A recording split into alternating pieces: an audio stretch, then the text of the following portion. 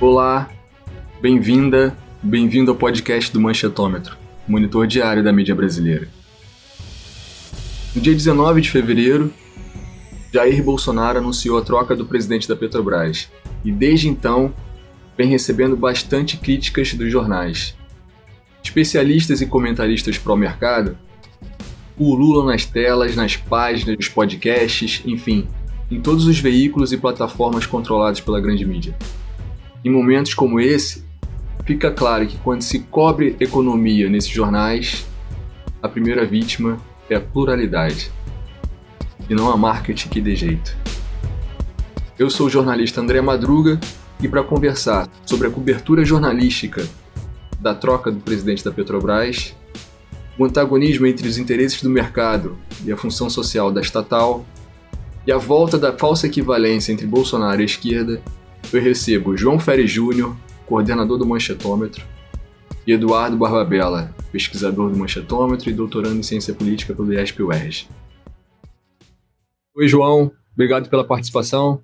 Ei, André, tudo bem, Dudu? É sempre um prazer participar dos podcasts do Manchetômetro. Dudu, mais uma vez. Oi, André. Oi, João. É um prazer estar aqui novamente com vocês. João, os jornais têm criticado bastante a mudança no comando da Petrobras. Nesse debate, a gente vê muitos especialistas pró-mercado criticar essa mudança, que teria trocado o nome do mercado, que é o Roberto Castelo Branco, pelo general Lune Silva, que seria o nome de confiança do governo. Como você vê essa escolha seleta de especialistas e como você vê essa mudança no nome do comando da estatal? Bom, assim, eu não sou especialista nesse ramo de petróleo, na questão energética. Agora, eu acho interessante mais olhar, na verdade, o que os jornais querem fazer, né? Assim, essa ideia de que a estatal, a Petrobras, precisa de alguém de confiança do mercado para que a empresa continue a gerar bons dividendos para os seus acionistas, né? Inclusive para proteger o valor da empresa na Bolsa de Valores. Essa que eu acho que é a grande questão que está por trás disso, ou seja, um modelo de concepção da Petrobras como uma empresa privada cujo objetivo é, na verdade, maximizar os interesses dos seus acionistas, né? Ao invés de ser uma empresa, de fato, um instrumento de política pública do Estado brasileiro, uma estatal. Eu acho que essa é a grande questão. Então, por isso que vem essa história do mercado. É claro que a grande imprensa aplica essa lógica para quase tudo, né? Por exemplo, no Banco Central também precisa colocar uma pessoa que seja de confiança do mercado. Então, assim, o governo brasileiro precisa ser de confiança do mercado, segundo esse argumento, para que a gente consiga... Aí que está a questão, né? Não está muito claro que a gente vai conseguir, mas assim, ter estabilidade econômica, ter crescimento econômico, ter bem-estar, é isso que eles sugerem, né? Ou seja, o dia que a gente chegar aí e atender as demandas desse tal mercado, que cá entre nós eu acho que é uma grande ficção, né? Porque não existe, de fato, um mercado, né? Isso é uma figura retórica, mais que qualquer coisa. Mas o dia que a gente atender a esses supostos interesses, os problemas brasileiros vão estar resolvidos, segundo essa mitologia, né? Então é mais uma dessas sub-histórias que está dentro dessa metodologia pró-mercado que a grande mídia brasileira, com a qual a grande mídia brasileira adere de maneira tão fervorosa há tanto tempo, eu acho. É o seguinte, João, os jornais aproveitaram a ocasião para voltar àquele tema da falsa equivalência, que a gente já discutiu em outros episódios. Agora, a falsa equivalência entre a esquerda e a direita populista contra o centro democrático. Parece que a ideia surgiu das redes sociais, mas a gente já vê nas colunas dos jornais conceitos como bolsopetismo e o dilmonarismo. Esses termos e ideias influenciam na opinião pública? Então, aí é um negócio, novamente a gente tem, é engraçado, uma reedição, eu acho, da coisa da Lava Jato, do golpe de 2016, no qual você vê as mídias, a grande mídia, associadas às redes sociais, né? É claro que não são as redes sociais bolsonaristas, mas essa ideia aí de monarismo, na verdade, ou de como ela chama, a própria Malu Gaspar no seu Bolsopetismo. Bolsopetismo, né? No seu artigo de estreia no Globo. Ou seja, esses neologismos são criados, ela mesma diz, né, pelas redes sociais, só que ela não diz que não são as redes sociais bolsonaristas exatamente, mas são as redes sociais neoliberais, né? Ou seja, essa franja da nova direita brasileira que é crítica ao Bolsonaro porque acha que o Bolsonaro não é neoliberal o suficiente para eles. Ou toda vez que o Bolsonaro faz algo que não seja neoliberal o suficiente para eles, eles criticam. Então, assim, eles ficam nessa torcida pelas reformas, torcida pelo Paulo Guedes. Aí, quando o Bolsonaro faz alguma coisa que eles acham que está fora da receita, eles vão lá e descem o pau e fazem chantagem, né? E eles fazem chantagem e a grande mídia, assim, ecoa de uma maneira... É impressionante isso, de uma maneira quase perfeita, né? Assim, concerto com eles. Ou seja, o texto da Malu Gaspar é como se fosse uma oficialização, através da grande imprensa, né, da ameaça, né, desses grupos que se dizem representantes dos interesses de mercado, né, defensores dos interesses de mercado. É isso, ou seja, ela dá a credencial do jornal O Globo a esse tipo de chantagem. Ó, Bolsonaro, veja bem, né, você não está fazendo correto aí. Por quê? Fazer correto seria, de fato, tratar a Petrobras como uma empresa voltada para o mercado, cujo objetivo seria satisfazer os interesses dos seus acionistas, né? É isso que manda a cartilha, você está pisando na bola, desculpa a expressão, né? Então, eu acho assim, é isso que me chama a atenção, né? Porque a gente às vezes é levado, inclusive pelo discurso da grande imprensa, a ver a grande imprensa e as redes sociais como coisas assim, em tensão, né? Como mídias que têm uma tensão entre elas, nem sempre, né? Nem sempre. É claro que as mídias bolsonaristas, redes sociais bolsonaristas mais especificamente, estão em mais conflito com a mídia tradicional. Mas a mídia tradicional fartamente se serviu, né, dessa franja de direita, da nova direita nas redes sociais, com frequência, né, dando chancela ao que esses caras, à militância desses caras. É bastante triste isso. Continua acontecendo. E André e João, eu até queria complementar essa discussão que o João trouxe. A gente tem, nessa última semana, né, nesse final de fevereiro, nós tivemos, acho que, 3 bons exemplos de tudo isso que o João está falando, né? Porque os termos são... Existem 2 termos que surgiram, que apareceram nos jornais, e também existe uma opinião, uma comparação que também já existe há algum tempo, mas que agora se reforçou, né? Primeiro, o dilmonarismo, que traz essa ideia da Dilma, né, e não do PT, isso é um ponto importante, né? Ou seja, traz a ex-presidente que foi derrubada, que foi empichada por ser incapaz, na visão da grande mídia, né? A grande mídia traz o quê? A Dilma foi ineficiente, não foi capaz de ser a gerente, não foi capaz de governar o Brasil. Então você associa o Bolsonaro à pessoa, a presidente que era incapaz. Você associa 2 incapazes. E aí tem uma crítica à chamada nova matriz econômica, na época da Dilma, né? Exatamente. E você traz exatamente alguém que mexia e que atuava diretamente na Petrobras, né? Isso era uma das críticas a Dilma que se fazia à época na grande imprensa, que ela represou os preços da gasolina, então não deixava subir. E aí agora a gente tem o Bolsonaro pensando em represar, e eles já associam um ao outro. O segundo é o Bozo, né, já fazendo algo pejorativo ao Bolsonaro, ao Bozo-chavismo, que aí você associa o Bolsonaro ao Hugo Chávez da Venezuela, que sempre foi criticado aqui, e sempre que é possível eles lembram dele na imprensa. Então você já traz outra figura, e aí aqui a gente tem uma segunda questão. O Chávez foi, né, a imagem que se traz do Chávez na grande imprensa é de um ditador, e de um ditador associado aos militares. Então você já traz o Bolsonaro a uma figura antidemocrática associada a militares, você já cria novamente mais um ponto pejorativo, e você sempre associando ele, até aqui, com figuras de esquerda. Então você ataca os 2 polos, você ataca a esquerda e a direita.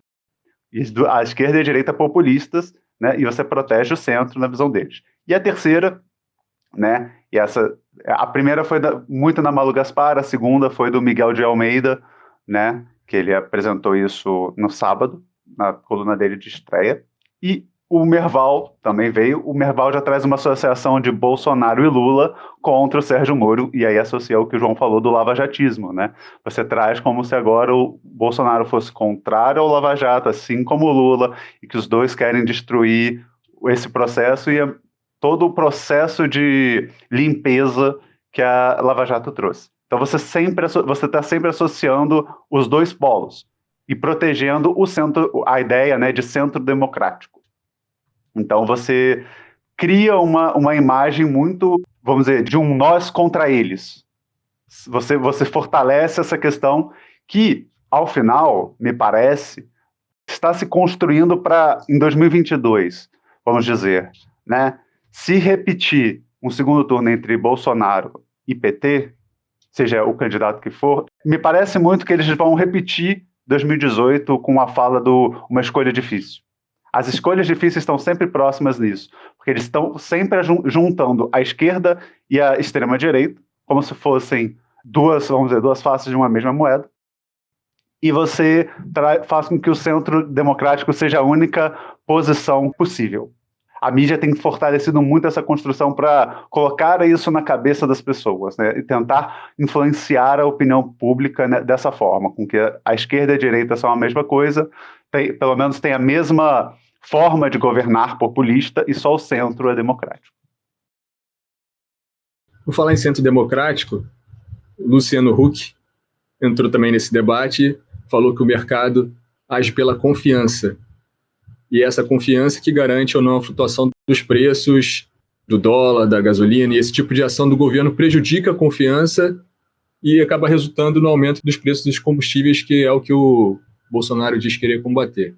João, como que você vê essa associação da mídia em torno de uma candidatura de um centro democrático, não populista, contra a esquerda e contra a extrema-direita, que eu já comentei com o Dudu, parece que eles estão criando um cenário que é assim, gente, se movimentem, porque não é possível que vai chegar em 2022 e vocês vão me fazer votar no Bolsonaro de novo.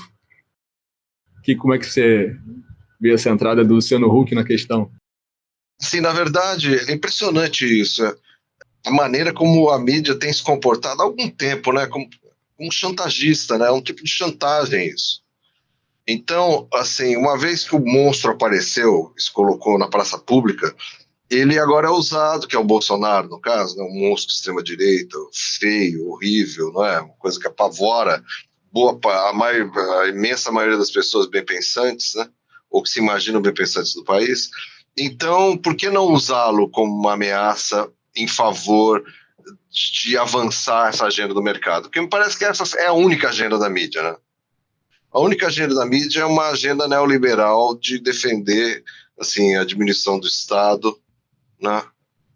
A diminuição, assim, a redução das políticas sociais, indiretamente, não falam isso, obviamente, ainda mais num contexto como esse, mas é consequência clara, né? E a redução disso em prol do mercado, né? Ou seja, privatizações, transferência de serviços públicos para serviços privados. E envolve uma antipolítica também nisso, né? Porque vem naquela ideia de gestor. A antipolítica, você tem razão, Madruga, eu concordo em gênero e número com você. A antipolítica, ela tá um pouco assim, ela é uma consequência lógica dessa concepção de mundo, né? No qual a política, na verdade, é uma grande... Essa aqui é a grande contradição, inclusive, viu, Madruga? Porque, assim, essa concepção neoliberal, em última instância, é antidemocrática, porque ela é antipolítica.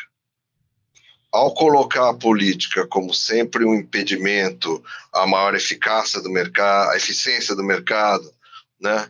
Ou a maior justiça distributiva, por mais absurdo que seja esse tema, essa ideia de que o mercado promove justiça distributiva, quando não é regulado, quanto menos regulação, mais justo ele é, porque distribui melhor, né?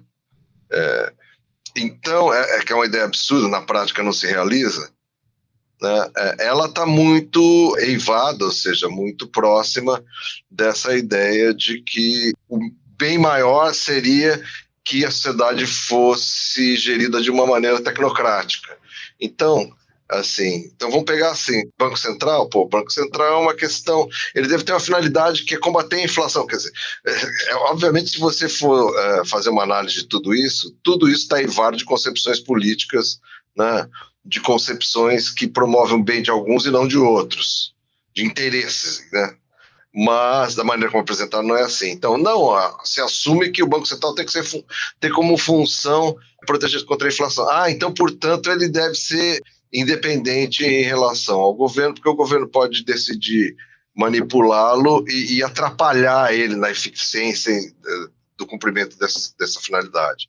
Né? Eles ainda camuflam os interesses dizendo que a inflação atinge os mais pobres, por isso que eles fazem isso. Claro, isso está sendo feito tudo em nome do povo. Só que o povo não pode falar, não pode ter política, né? Exatamente. A Petrobras é bem parecido, né? Porque assim, não, mas assim, o maior bem público vem de você gerir a Petrobras como uma empresa privada, para os acionistas dela. Por mais paradoxal que seja isso, veja bem a ideia. Não, se você colocar a Petrobras, gerir ela como uma empresa privada, ou seja, olhando para o interesse dos acionistas, é assim que ela vai fazer o maior bem público. Mas como ela vai fazer o maior bem público? Sabe por quê? Porque aí ela vai ser uma empresa que vai gerar lucro, né? E não vai, na verdade, criar custos através da intervenção. Então, essa discussão sobre o controle do preço dos combustíveis é um bom exemplo disso, porque a Malu Gaspar mesmo fala isso, né, no texto dela. Veja bem, os caras tentam controlar o preço do combustível, produzem um grande prejuízo para os cofres públicos. É engraçado que esse pessoal, nenhum deles tenta precificar qual é o bem que foi produzido pelo controle do preço dos combustíveis para o bem coletivo, entendeu? Do ponto de vista dos preços não subirem abruptamente, não disparar a inflação e tudo mais. Então, os bens produzidos, né, o bem produzido pela política de controle de preços nunca é precificado. Você entende? Isso para trabalhar numa perspectiva ainda de contabilidade da Petrobras, sem dizer a questão estratégica, política estratégica, geopolítica do controle do petróleo, do fato de ter uma empresa gigante de energia no país, que tem controle público e tudo mais. Então, tudo isso vira assim, uma questão irrelevante perante essa lógica, que é uma lógica, de novo, como várias das outras lógicas neoliberais, que parece funcionar muito bem porque é muito simples. Assim, não, então ela não é um instrumento de nada, ela fica simplesmente assim, controlada por uma gestão que tem por finalidade produzir o maior lucro possível, e isso vai resolver, vai ser o melhor dos mundos. Só que isso não é verdade. Na prática, isso não acontece. Né? Seja porque assim, não existe garantia nenhuma que a empresa vai gerar lucros vultuosos que compense qualquer uma dessas operações, e seja porque ou porque ela produz, na verdade, prejuízos enormes para a população ao submeter a população à escalada internacional, às variações abruptas de preço de petróleo no mercado internacional, né? Inclusive com risco de criar inflação, espiral inflacionária e tudo mais. Fora a perda de autonomia política do Brasil perante os outros países no conceito internacional, né, nas relações internacionais. E, assim, acima de tudo, a perda da capacidade de uso da Petrobras como instrumento de indução do crescimento econômico, né, desenvolvimento tecnológico, criação de empregos. Uma empresa com o tamanho da Petrobras, na verdade, ela pode ser usada para várias coisas. E agora a questão é a seguinte, se está sendo usada pelo público, por quem foi eleito, estamos bem, eu acho, por que não? É melhor do que ser usado para interesses privados, porque o Estado, né, o presidente da República, o executivo, eles foram eleitos para fazer aquilo. Porque assim, desde Getúlio Vargas, eu acho que assim, quando decidimos, na verdade, que o petróleo era nosso, ou seja, tomar uma atitude em relação à questão energética, como centro no petróleo, que era e ainda é principal nisso, a questão é a seguinte, entendeu? Assim, o povo brasileiro escolheu, né, e todos os presidentes brasileiros, com exceção talvez do Fernando Henrique Cardoso, endossaram isso, escolheu ter autonomia nessa questão energética via petróleo, por meio da Petrobras, ter um instrumento de política pública poderoso na mão do Estado. Isso foi uma escolha do povo brasileiro. Qual o problema disso?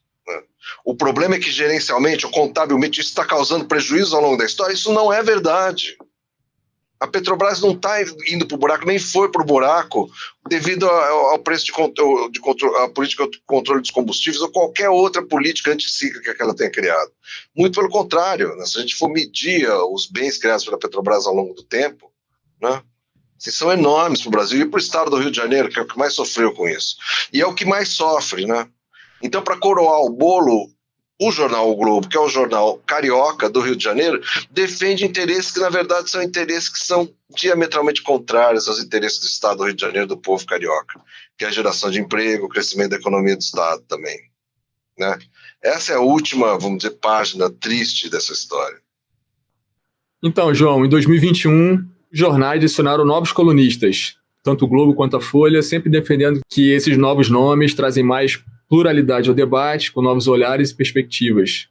Entre eles, Malu Gaspar, Irapuã Santana, Vera Magalhães e Tabata Amaral. Esses nomes realmente trazem pluralidade ao debate, João? Tomando o exemplo da Malu Gaspar, que a gente viu agora, me parece que não, porque ela já, de entrada, já apresenta as credenciais de defesa da agenda neoliberal. Estreou com o pé direito. Exato, assim, parece que está querendo beijar a mão dos Marinho, dos irmãos Marinho, tipo assim, olha, obrigado por ter me posto aqui, eu vou fazer o serviço direitinho. Porque, assim, é impressionante, que pluralidade é essa? Cadê uma pessoa que vai defender a outra perspectiva? Entendeu? Que a Petrobras não é uma empresa do tipo que deve estar voltada somente para o mercado. Tá. Tem outras perspectivas, assim, sem fazer julgamento de valor qual seja melhor. Não, mas ela vai lá, apresenta mesmo que é do jornal. Aí o jornalista colega ainda vai defender ela, diz que as pessoas só leram o título.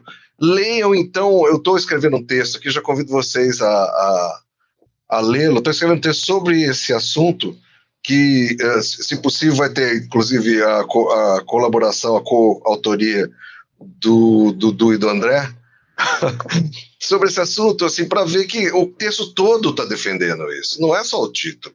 Não tem outra leitura possível do texto dela, né? Não tem. Ela vem dar essa, aí vem o cara e protege, quer dizer, o outro novo também, então tá todo mundo na mesma barca, né?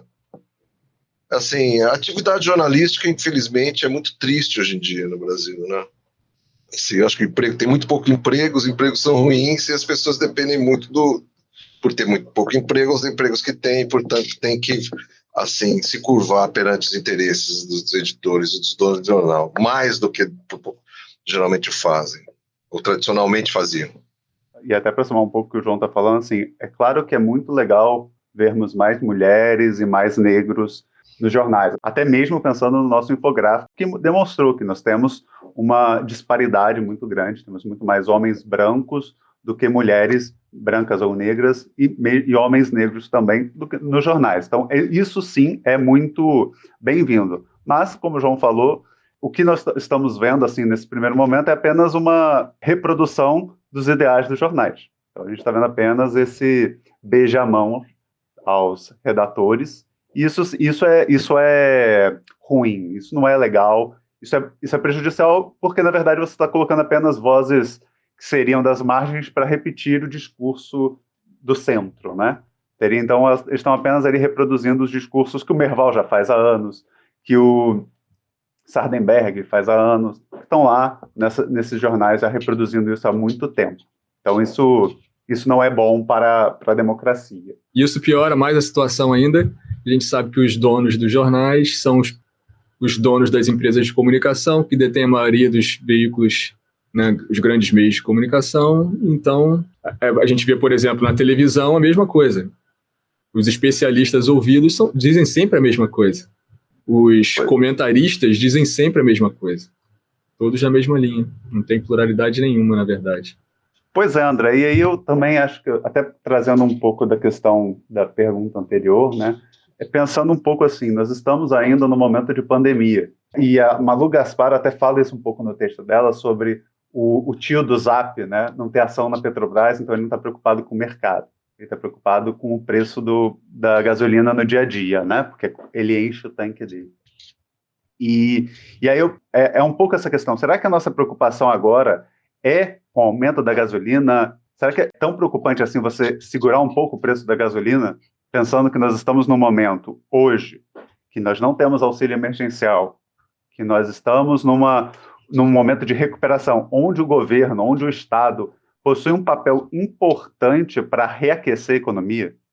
Será que é realmente tão prejudicial assim você atuar de uma forma a segurar um pouco economicamente, usando o Tesouro Nacional, né, como ela utiliza, utilizando o Tesouro Nacional? Será que é tão prejudicial assim você custear um certo subsídio? Aí não vamos falar sobre um subsídio enorme, um certo subsídio para segurar um pouco o preço, para evitar um problema maior, porque é isso, o aumento da gasolina prejudica a nossa economia, nesse momento em que ela tem uma dificuldade de girar, e o nosso mercado ele é muito voltado ao transporte rodoviário. Então isso aumenta o preço de tudo. Aumentar a gasolina, aumenta o preço do frete, aumenta o preço de toda a cadeia.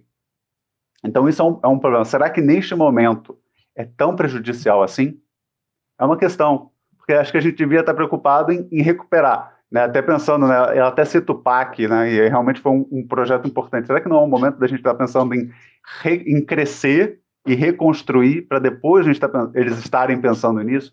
Eu acho que eles estão um pouquinho também fora da realidade, quando eles estão discutindo intervenção no preço da gasolina, nesse momento em que a gente está tentando recuperar uma economia, e antes de até recuperar a economia, estamos tentando vacinar as pessoas.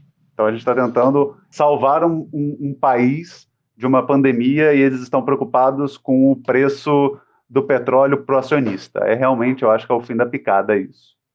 Existe atualmente um debate entre os economistas, né?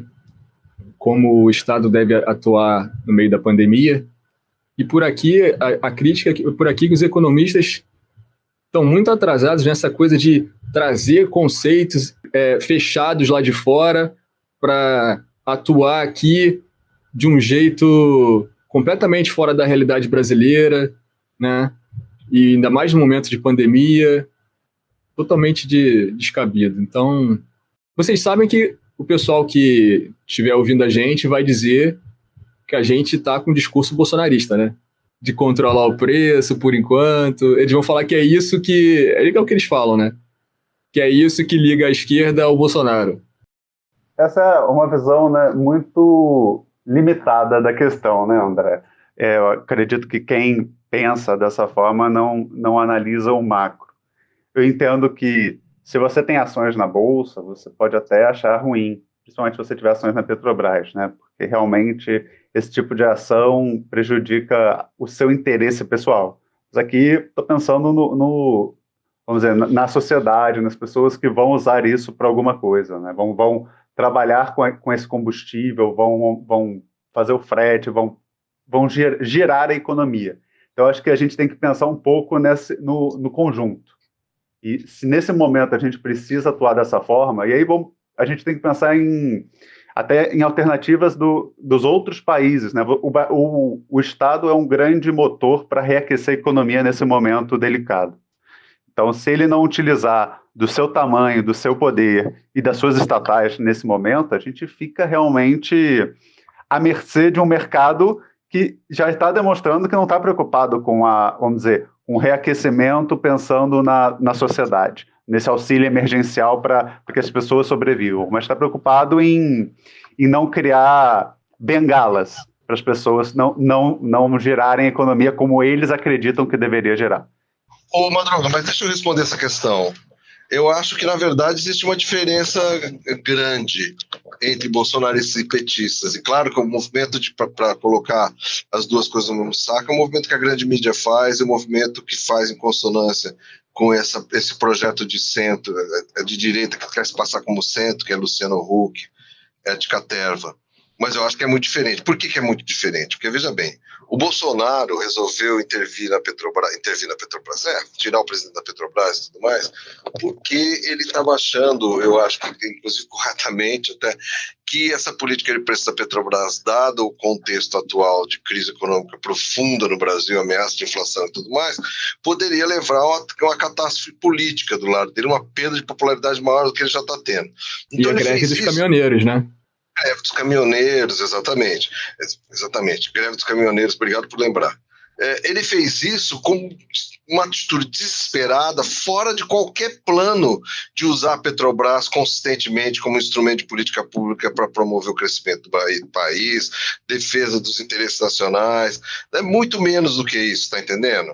Então, o Bolsonaro está fazendo assim uma manobra um pouco de sobrevivência, enquanto que o PT, de fato, pensava a Petrobras como um instrumento de desenvolvimento tecnológico, desenvolvimento econômico, desenvolvimento de regiões mais pobres do Brasil, ou seja, tinha toda uma concepção orgânica de como isso funciona, entendeu?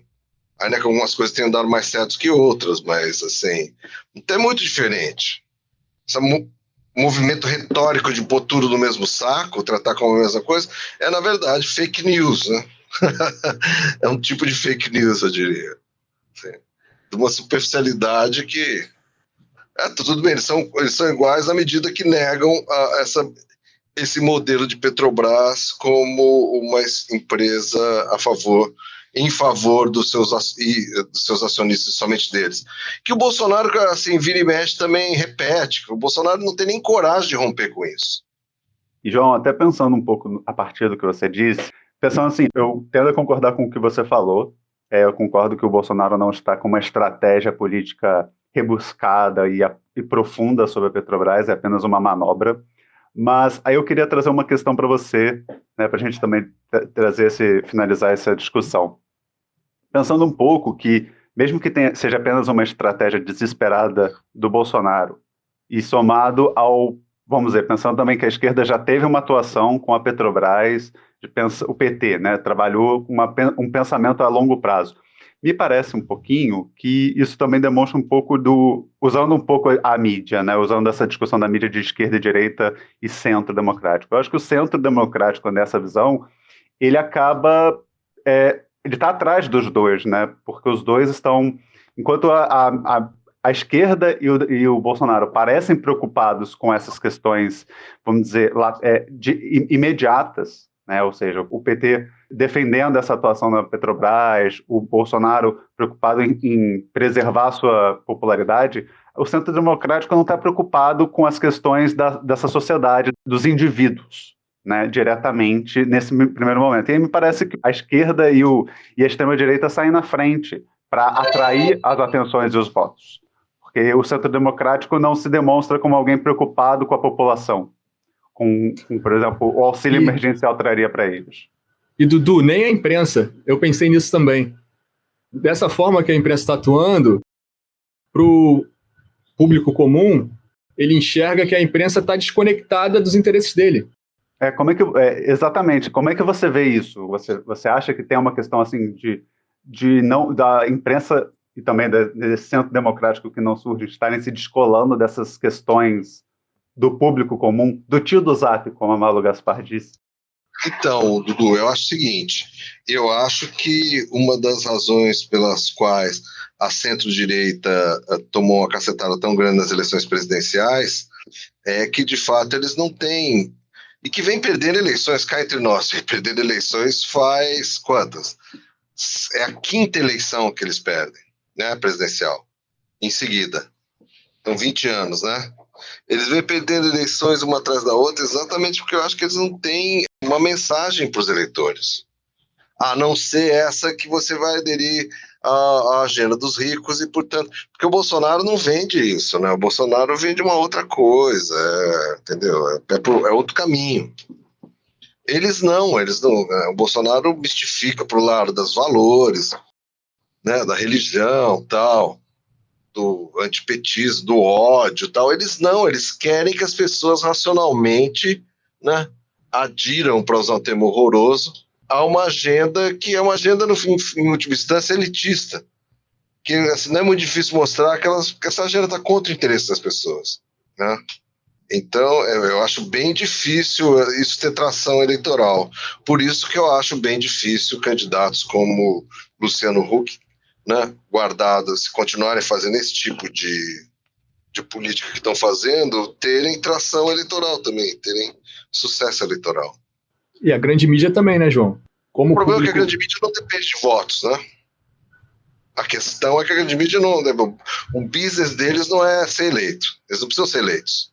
Eles são donos, proprietários de meios de comunicação. Eles dependem da audiência, mas como existe... Não, pior ainda, eles não precisam nem ter lucro, porque se você prestar atenção, as duas empresas, as maiores empresas de mídia do Brasil, que é a Globo e a Folha de São Paulo, elas são empresas de mídia deficitárias que se sustentam por outros meios, outro tipo de investimento, outro tipo de operação. Então elas são, na verdade, braços políticos de grandes conglomerados empresariais. É isso que a grande mídia no Brasil nos dias de hoje. Você vê que, por exemplo, assim, fazer jornalismo é uma coisa que não dá mais dinheiro. Quem ganha dinheiro fazendo jornalismo no Brasil? A Folha é deficitária, o Globo também é deficitário. Eles têm uma função política na mão desses grupos empresariais. João, vamos ver se sai esse texto sobre o assunto ainda essa semana. Obrigado pela participação. A gente se vê aí em outros episódios. O texto está praticamente pronto, a gente vai publicar amanhã ou depois. Tá? Eu acho que vai ficar bem legal. E esse assunto é um assunto que ainda vai dar muito pano para manga. Então, pano para podcast, para texto do Manchetômetro, vamos lá.